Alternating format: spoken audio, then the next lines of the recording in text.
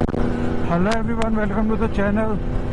I am Urvesh. This is my 2018 Yamaha R1 and those who know R1, ये कितनी brutal bike है.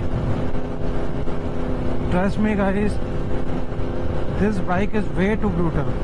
आप कितने भी एक्सपीरियंस राइडर की वीडियो देख लो, उन सबका एक ही जो कॉमन स्टेटमेंट होगा कि this bike has torque in every gear.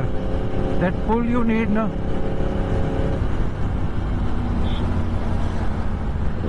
the pull you need, it's in every gear. 71, 74, fourth gear.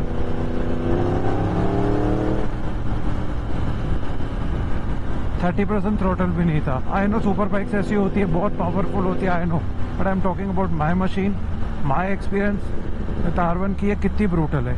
I have C-Triple RS, I have also ridden Busa and ज़्यादा super bikes मैंने नहीं चलाई है. I know इससे fast होंगी, top end बहुत तगड़ा होगा, Ducatis are faster, so is H2 and other bikes. But जो बात मैं कह रहा हूँ वो इसका पुल, जो इसका क्रॉसपेन इंजन, जो इसकी USB है ना, कि इट पुल्स लाइक, जैसे आप बूसा इनको करोगे ना तो वो उनका जो RPM रेंज है, वो जो उनका पावर है वो हायर RPMs में और लीनियर पावर है.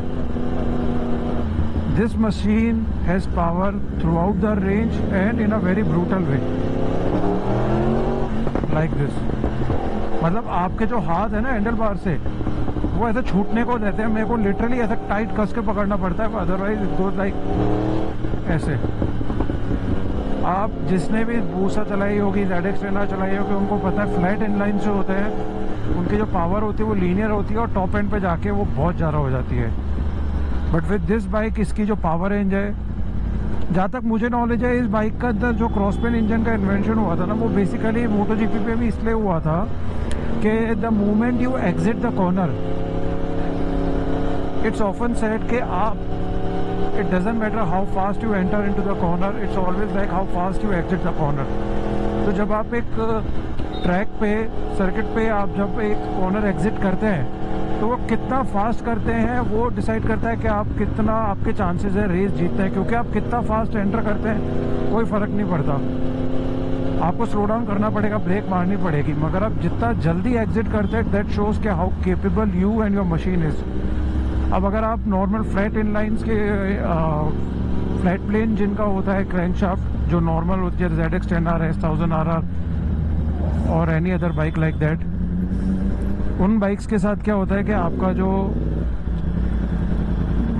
पावर कर्व होता है ना, वो बड़ा लीनियर सा होता है. वो जिसे पुल करता है and it reaches, although fast करता है, बट एक काइंड ऑफ एग्जांपल दे रहा हूँ. बट विद दिस बाइक ना, इट गोज लाइक, मतलब इसका इन्वेंशन ही हुआ था टू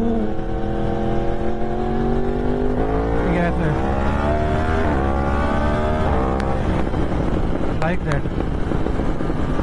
मतलब मैं डर जाता हूँ लिटरली. आज मुझे इस गाड़ी के साथ 5 साल हो गए, 12,500 किलोमीटर चला दी है, एंड ट्रस्ट मी, मैं आज तक इसका फुल थ्रॉटल नहीं खोल पाया.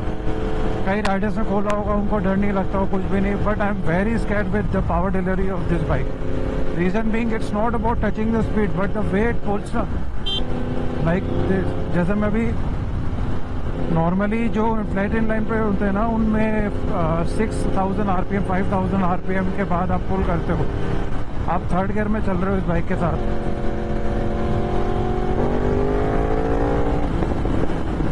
और जबकि इसकी जो टेक्नोलॉजी है वो 2009 Yamaha R1 में आई थी, उसके बाद इन्होंने स्लोली ग्रेजुअली चेंजेस करते गए.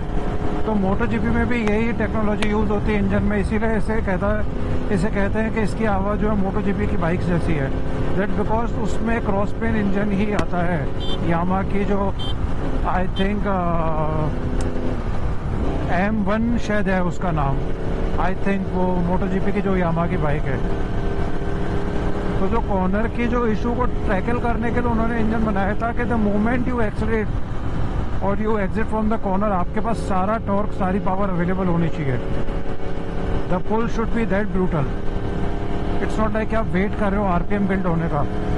तो इसका जो टॉर्क कर्व है ना, that is very powerful. Although इसके आज की बाइक के हिसाब से इतनी पावरफुल नहीं है क्योंकि अभी नई CBR 1000 RRR जो भी है SP वाली जो एडिशन है that is making almost 220 horse power. Ducati V4R, V4 SP to 230 240 horse power.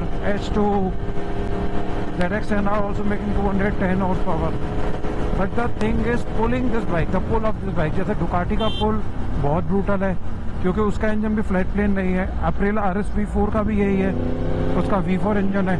That also sounds similar to R1, but in bikes का इंजन पुल जो है वो बहुत ब्रूटल है, बहुत तगड़ा है. Like this.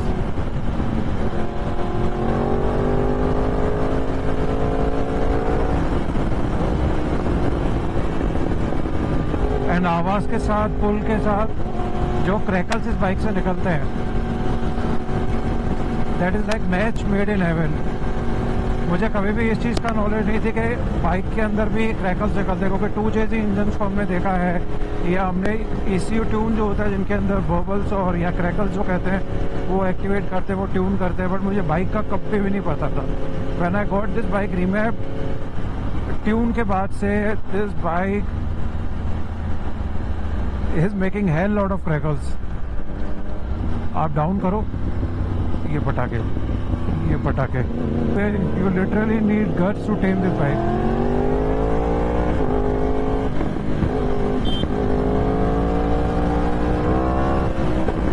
I was talking about this pull. और मैं तो कुछ भी नहीं खींच रहा हूँ, कुछ भी. आप यूट्यूब पे वीडियोस देखोगे you will get to know कि इस बाइक का पुल कितना हार्ड है. मेरे को तो भाई क्लियर वर्ड्स में डर लगता है, तो मैं तो बहुत पीसफुली कामली चलाता हूँ बाइक को.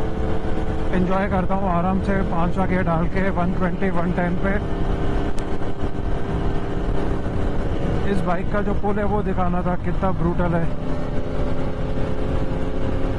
कितना शानदार है.